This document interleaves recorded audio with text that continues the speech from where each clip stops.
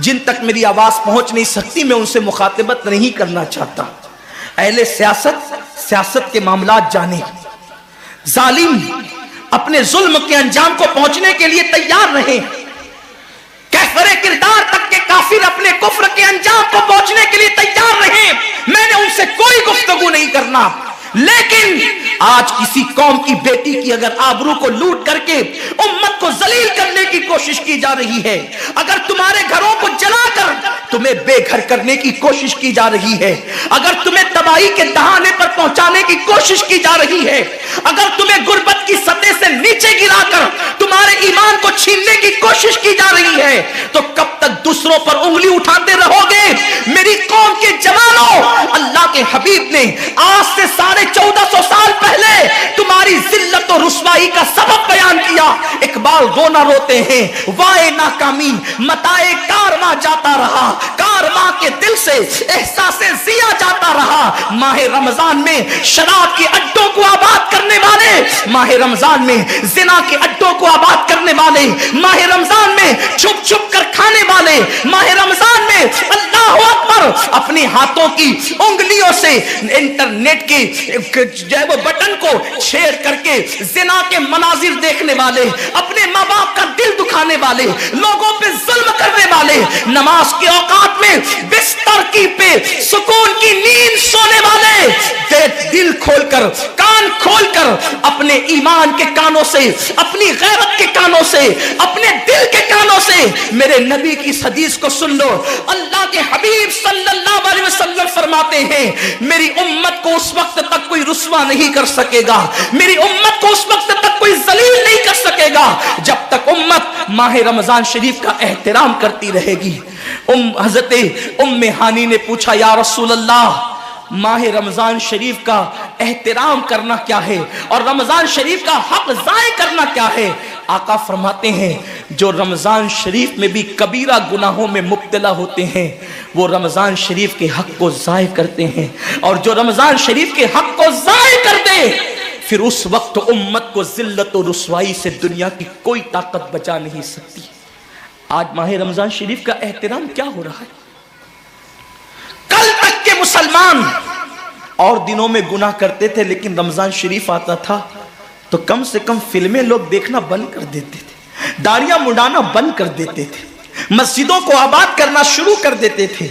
اب تو لوگ کس قدر بے باک ہو گئے, کس قدر نڈر ہو گئے کہ رمضان شریف میں بھی لوگ اپنے آپ کو گناہوں سے نہیں روکتے, بلکہ میری قوم کا جوان بڑے دھڑلے سے کہتا ہے یار اپنے سے روزہ نہیں رکھا جاتا, اس لیے کہ ہمیں تو گٹکے کی عادت ہے, ہمیں تو پان کی عادت ہے, ہمیں تو سگریٹ کی عادت ہے. شرم کرو, شرم کرو. نبی کے نام پہ جان قربان کرنے کی بات کرنے والوں, جو نبی کے نام پر 12-16 گھنٹے بھوکے اور پیاسے نہ رہ سکے وہ نبی کے نام پہ جان کیا قربان کر سکتے؟ اور جب سے تم نے احترام رمضان المبارک ترک کر دیا تمہاری آبرو کو لوگوں نے کھیل بنا لیا, اور اب تو لوگوں کو احساس گناہ بھی نہیں رہا, احساس جرم بھی نہیں رہا. گناہ کے ساتھ اگر احساس گناہ انسان کی زندگی میں ہے تو انسان اپنے آپ کو گناہوں سے بچا لیتا ہے, لیکن اب ہمارے اندر احساس گناہ نہیں. اب تو ہم گناہ کو ہنر سمجھتے ہیں, اب تو ہم گناہوں کو فیشن سمجھتے ہیں. احساس گناہ کیا ہے؟ اگر انسان گنہگار ہو اور احساس گناہ بھی ہو تو وہ ایک نہ ایک دن سدھر جاتا ہے, وہ ایک نہ ایک دن سنور جاتا ہے. ہمارے پاس احساس گناہ ختم ہو گیا. آئیے بتاؤں احساس گناہ کتنی قیمتی چیز ہے. رمضان شریف میں کھا رہے ہیں, پی رہے ہیں, بلکہ مسلمانوں کی ہوٹلیں بند ہے تو غیر مسلموں کی ہوٹلوں میں کھا رہے ہیں, چھپ چھپ کر گھروں میں کھا رہے ہیں. لوگوں سے چھپ کر کھانے والوں, جو تیرا کچھ نہیں بگاڑ سکتا تو اس انسان سے چھپ کر کے کھا رہا ہے. جو خدا تجھے سزا دے گا کیا تو اس کی نگاہوں سے بھی چھپ سکتا ہے؟ اور روزے بھی کیا روزے رہ گئے, اب تو روزے بھی رسم بن گئے. جو روزے رکھتے ہیں رمضان شریف میں ان کو روزہ رکھنے کی عادت ہے, وہ روزے کو عبادت نہیں سمجھتے.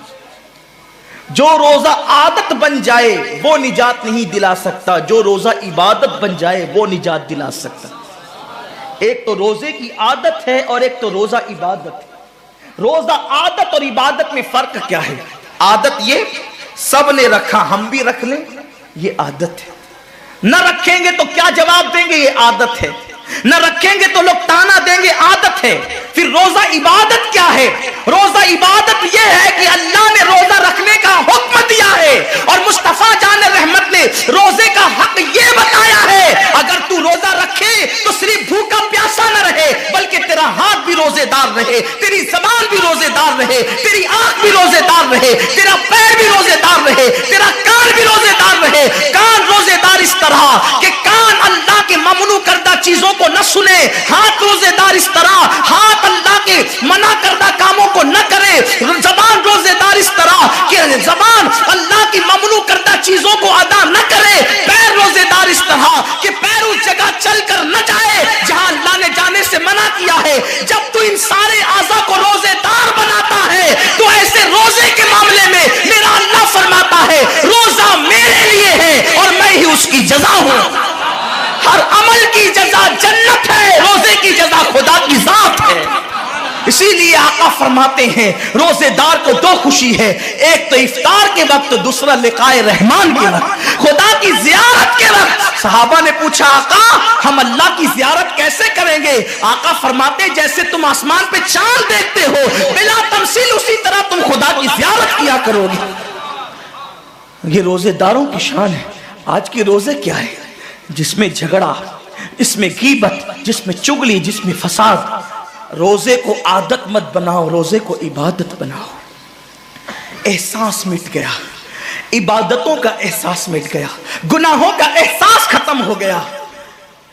جب تک کہ لوگوں میں گناہوں کا احساس زندہ تھا وہ عبادت کر کے بھی اللہ سے ڈرتے تھے، وہ عبادت کر کے بھی رب کی بارگاہ میں آنسو بہاتے تھے کہ مولا میں تو حق ادا نہ کر سکا.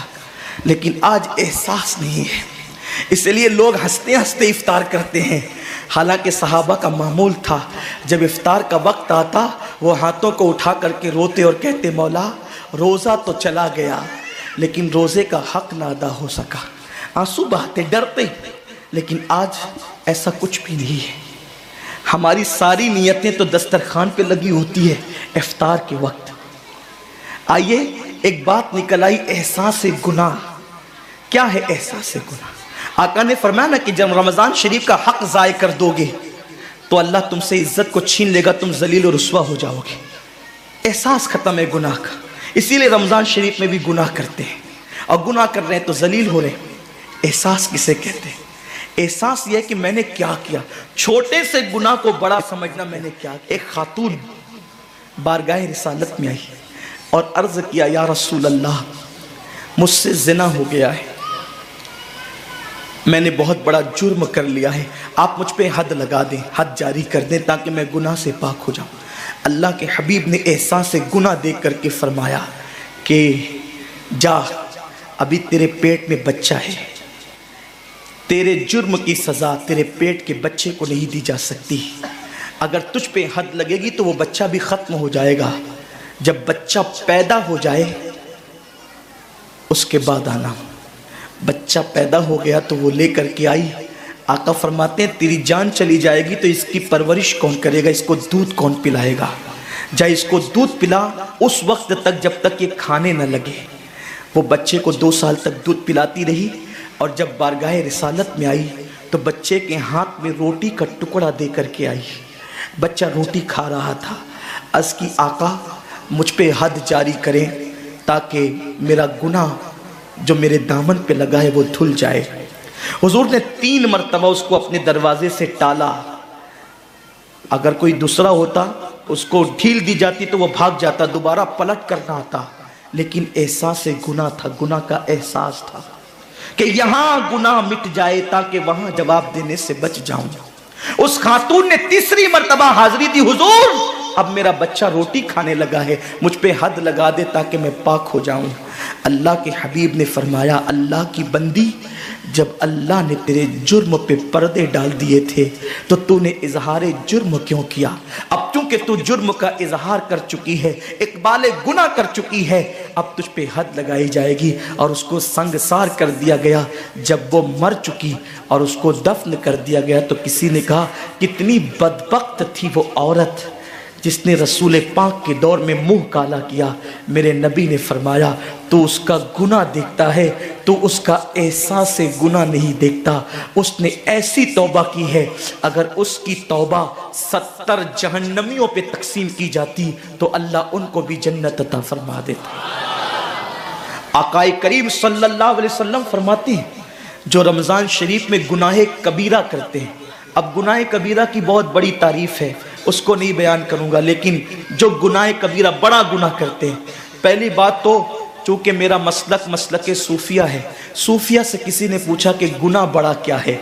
امام غزالی فرماتے ہیں نہ کوئی گناہ چھوٹا ہے نہ کوئی گناہ بڑا ہے، بات تو یہ ہے جس گناہ پر خدا تیری پکڑ کر لے وہی گناہ سب سے بڑا ہے، اور جس نیکی پر خدا تجھے بخش دے وہی نیکی سب سے بڑی ہے۔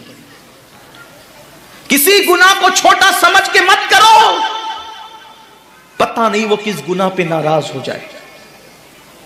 تو اللہ کے حبیب صلی اللہ علیہ وآلہ وسلم فرماتے ہیں جو رمضان شریف میں بڑا گناہ کبیرہ گناہ کرتے ہیں، سال بھر تک فرشتے اس پہ لعنت کرتے رہتے ہیں، اور اگر اسی سال اس کو موت آ جائے، اسی سال جس نے ماہ رمضان میں گناہ کبیرہ کیا تھا، اس نے بڑا گناہ کیا تھا، اب بڑے بڑے گناہوں کو گنایا گیا۔ مثال کے طور پر کسی عورت پر غلط نیت سے نظر ڈالنا یہ گناہ کبیرہ ہے، جھوٹی قسم کھانا یہ گناہ کبیرہ ہے، ناپ تول میں کمی کرنا یہ گناہ کبیرہ ہے، کسی کو دیکھ کر اس کا مذاق اڑا کے دل دکھانا یہ گناہ کبیرہ ہے، کسی کی امانت میں خیانت کرنا یہ گناہ کبیرہ ہے، ماں باپ کا دل دکھانا یہ گناہ کبیرہ ہے، کفر کرنا یہ گناہ کبیرہ ہے، بلکہ اکبر الکبائر ہے۔ 70 کی فہرست امام سیوطی نے گنائی ہے، اور پھر 70 کی فہرست گنانے کے بعد فرماتے ہیں 70 پر یعنی 1 2 3 4 والا 70 نہیں، بلکہ اللہ کے حبیب نے یہاں جو 70 فرمایا ہے یہ 70 گنتی والا 70 نہیں ہے، بلکہ کثرت بتانے کے لیے 70 ہے۔ جیسے کہ ہم کہتے ہیں نا میں نے تجھے 50 بار سمجھایا تو نہیں مانا، میں 100 بار تیرے گھر آیا تو نہیں ملا، تو اس کا مطلب یہ نہیں کہ 99 کے بعد ایک جو ملا کر کے آتا ہے وہ 100 نہیں، گنتی کا 100 نہیں، یہاں 100 بتانا کثرت بتانے کے لیے ہے، یہاں 50 کہنا کثرت بتانے کے لیے ہے۔ تو اللہ کے حبیب فرماتے ہیں 70 بڑے گناہ ہیں، یعنی اتنی طویل تعداد میں اتنی کثرت سے ہے بڑے گناہ کہ تم ان کو شمار نہیں کر سکتے، بس اتنا کہ جس گناہ پہ خدا ناراض ہو جائے وہ بڑا گناہ۔ تو جس نے رمضان شریف میں قصدن بڑا گناہ کیا، قصدن، نماز کو چھوڑنا بھی گناہ کبیرہ ہے، نماز کو ترک کرنا بھی گناہ کبیرہ ہے۔ میرے آقا صلی اللہ علیہ وسلم کے دیوانوں، کھیل کود میں وقت کو ضائع کرنا، وقت کا ضیاع، یہ بھی گناہ کبیرہ ہے۔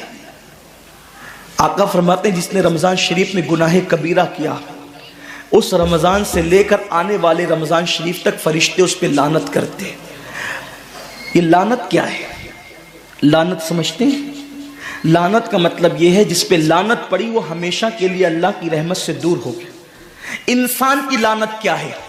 انسان کی لعنت، ایک جانور پر حضور علیہ الصلوۃ والتسلیم کسی صحابی کے جانور پر بیٹھے تھے، وہ دھیرے چل رہا تھا، کسی نے کہہ دیا کہ اس پہ لعنت ہو یہ دھیرے چلتا ہے، حضور علیہ السلام نے اس جانور کے نیچے اتر کر فرمایا جس پہ لعنت کر دی گئی میں اس جانور پہ سواری نہیں کر سکتا۔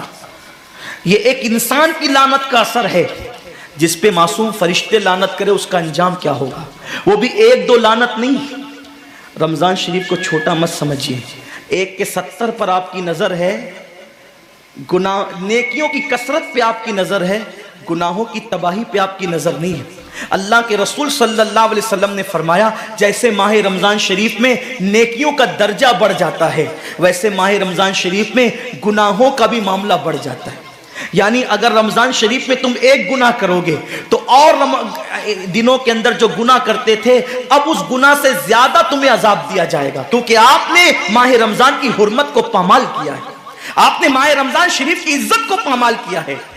تو سوچو انسان کی لعنت پڑے یہ حال ہے، تو جس پہ فرشتوں کی وہ بھی ایک دو نہیں پورے سال تک فرشتے لعنت کرتے ہیں. اور اللہ کے نبی صادق و مصدوق نبی نے فرمایا کہ اگر وہ اسی سال رمضان شریف آنے سے پہلے مر جائے تو اس کے پاس کوئی نیکی نہیں ہوگی جو اس کو جہنم کی آگ سے بچا سکے، اور اس کا ٹھکانہ تو جہنم ہی ہوگا. خدا کے لیے اپنے حال پہ رحم کرو، اپنے آپ کو جہنم کا ایندھن مت بناؤ.